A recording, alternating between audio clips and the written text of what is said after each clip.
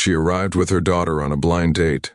The single dad did something unexpected. The autumn sun was pouring through the cafe windows, painting everything in shades of gold.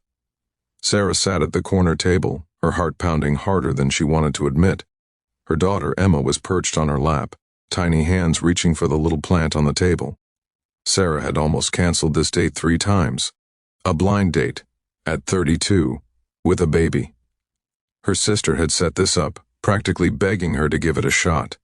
Just meet him once, Sarah. He's a good guy, trust me. But good guys didn't usually stick around when they found out you came as a package deal. Sarah glanced at the door. Any minute now, he'd walk in, take one look at Emma, and she'd see it. That flicker of hesitation, that polite smile that meant this isn't what I signed up for. She'd seen it before. 3 times, actually. 3 different guys her friends had set her up with. All of them had been polite. All of them had said the right things, but their eyes told the truth. You're great, but... Then the door opened. A man walked in, tall, dark hair, blue button-down shirt. He looked around, spotted her, and smiled. Not the nervous kind of smile, the real kind. He walked over. Sarah? He asked. That's me. She tried to sound casual, but her voice came out a little shaky. And this is Emma. The man looked at Emma, and instead of that hesitation Sarah was bracing for, his face just softened. Hey there, Emma, he said gently, crouching down to her level. I'm Daniel. Emma stared at him with those big, curious eyes, then grabbed at his hand. Sarah's breath caught. Daniel didn't pull away. He just smiled, let Emma hold his finger, and then looked up at Sarah. Mind if I sit? Yeah, please.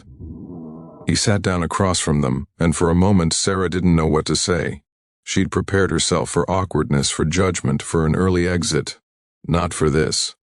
So, Daniel said, leaning back with an easy. Your sister didn't mention you had a daughter. But honestly, I'm glad you brought her. Sarah blinked. You are? Yeah. He glanced at Emma, who was now tugging at the sleeve of his shirt. I have a son, he's 4, his name's Jake. Sarah's jaw dropped. Wait, you're a single dad? Daniel nodded. 3 years now. His mom, she left when he was 1. It's just been the 2 of us ever since. Sarah felt something shift inside her chest, relief, understanding, connection. I didn't know, she said quietly. I didn't either, Daniel replied. About you, I mean. But I think it's perfect. They talked for 2 hours. About messy mornings and bedtime stories. About tantrums in grocery stores and the weird pride you feel when your kid finally says a full sentence. About the loneliness that comes with doing it all alone. About the fear of dating again because you're not just risking your own heart anymore. Emma eventually fell asleep in Sarah's arms, her little pink hat slipping to the side. Daniel reached over and gently adjusted it, his touch so careful it made Sarah's eyes sting. You're good at that, she said. Comes with practice, he said. Jake's got a thing for hats too, refuses to take them off, even in the bath. Sarah laughed, really laughed, for the first time in months, maybe years.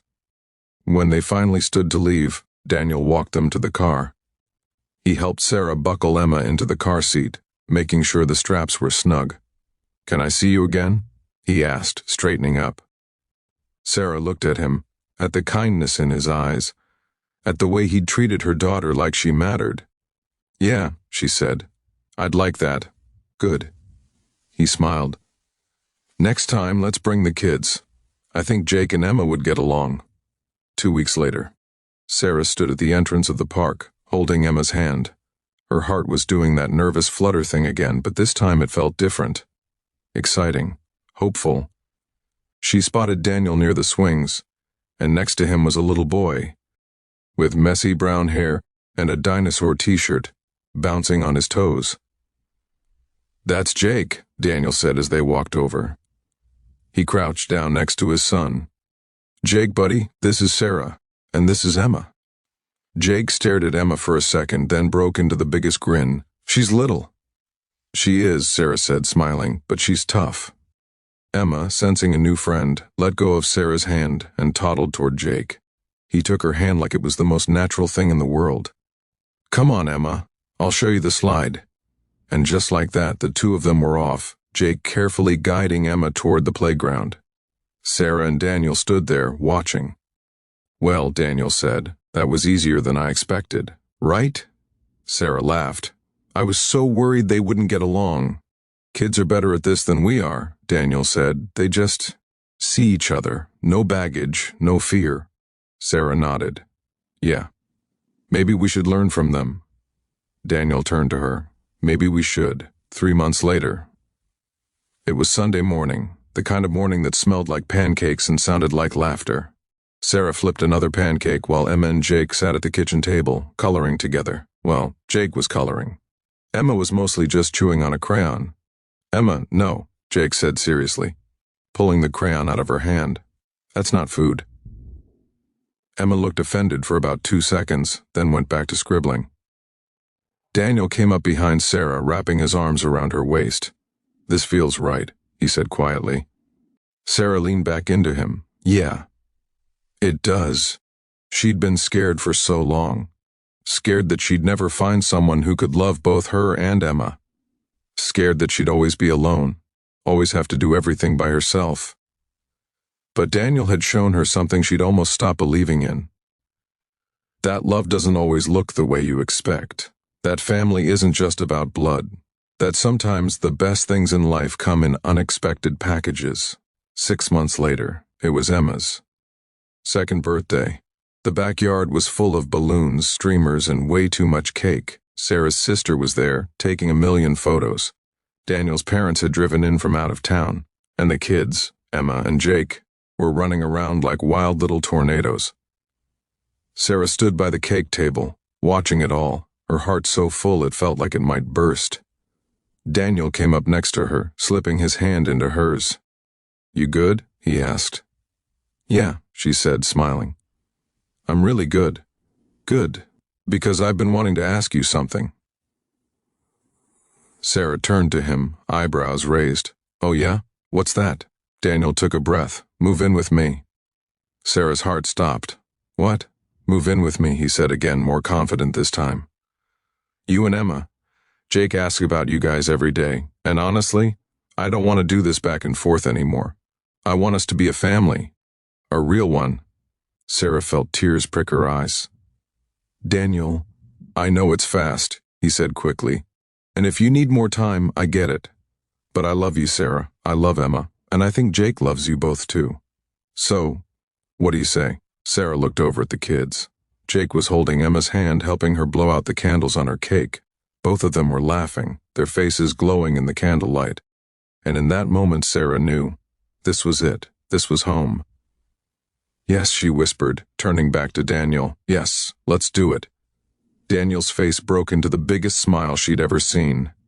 He pulled her into his arms, lifting her off the ground, and she laughed through her tears. Jake noticed and came running over. Why is Sarah crying? Is she sad? No, buddy, Daniel said, setting her down. She's happy. Oh. Jake thought about that for a second. Are we going to live together now? Sarah crouched down to his level. Yeah, Jake, we are. Is that okay with you? Jake looked at Emma, then back at Sarah. Yeah, that means Emma can share my toys all the time. Emma, not understanding but sensing the excitement, clapped her. Little hands. Sarah pulled both kids into a hug, and Daniel wrapped his arms around all of them. 1 year later, it was a Saturday morning. The house was a beautiful mess. Toys scattered everywhere, cartoons playing in the background, and then the smell of coffee brewing in the kitchen. Sarah walked into the living room and found Daniel on the floor, building a blanket fort with Jake and Emma. Emma was giggling uncontrollably as Jake tried to explain the rules of fort building. You have to use the big blanket for the roof, Emma, not the small one. Emma responded by throwing a pillow at him. Daniel looked up at Sarah and grinned. Morning. Morning, she said, shaking her head with a smile. You guys are going to destroy the living room. That's the plan, Daniel said. Sarah sat down on the couch, watching them, watching her little family. A year ago, she'd been terrified that she'd never find someone who could accept her and Emma, terrified that she'd be alone forever. But she wasn't alone. She had Daniel. She had Jake. She had Emma. She had everything, and it all started with one blind date, one moment of courage, one decision to show up, even when she was scared. Because sometimes, the best love stories don't start with a perfect plan. They start with two broken people who decide to build something beautiful together. That evening, the kids were finally asleep. Sarah and Daniel sat on the porch, wrapped in a blanket, watching the stars. "You know what I was thinking?" Daniel said. "What? We should get married." Sarah turned to him, eyes wide. "Are you serious?" Daniel pulled out a small box from his pocket, dead serious. He opened it. Inside was a simple, beautiful ring. "Sarah, you've given me more than I ever thought I'd have again. You've given me love, laughter, and a family. And I don't want to spend another day without making it official. Will you marry me?" Sarah's hands flew to her mouth. Tears streamed down her face. "Yes," she whispered. "Yes, yes, yes." Daniel slipped the ring onto her finger and kissed her, slow and deep and full of promise. When they pulled apart, Sarah rested her head on his shoulder. "I can't believe this is my life," she said softly. "Believe it," Daniel said, "because it's real and it's ours. Sometimes love doesn't come when you're looking for it. It comes when you're brave enough to show up as you are. Messy, imperfect, and real. And when it does, it doesn't just change your life, it completes it. Because the right person doesn't see your past as a problem. They see it as part of your story. And they can't wait to write the next chapter with you."